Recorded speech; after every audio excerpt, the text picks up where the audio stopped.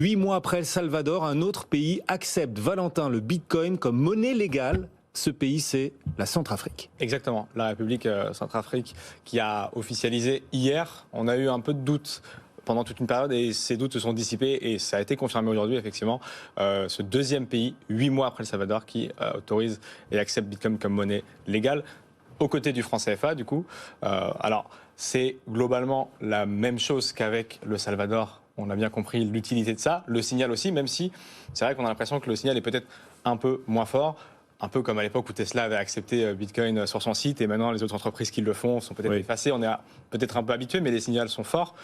Peut-être à relativiser, on a quelques chiffres. L'ONU nous rappelle que c'est le deuxième pays le moins développé, même si c'est toujours très important d'avoir des signaux comme ça très clairement. Et puis peut-être deuxième chiffre, c'est 11% de la population aurait accès à Internet dans ce coin-là. Donc, bon, est-ce que ça va changer grand-chose? On s'interrogeait sur est-ce que le Bitcoin a pris de la valeur depuis? Bon, a priori non, il n'a pas explosé. Mais encore une fois, c'est des signaux qui sont forts.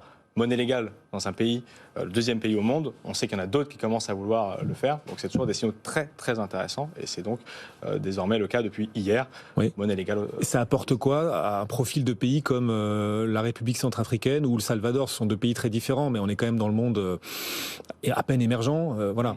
Oui, c'est une vraie question. Il y en a qui vont dire que c'est très bon signal et d'autres qui vont dire bah non, justement, c'est des pays qui sont trop petits, donc c'est pas forcément une bonne idée. Alors c'est d'un côté peut-être laboratoire du monde, de l'autre c'est aussi une partie prise de signaler au monde et aux investisseurs potentiels. Regardez, nous on est capable de le faire. Ça a marché au Salvador. Globalement, ça a attiré énormément d'investisseurs. Le minage a énormément pris place dans ce coin au Salvador.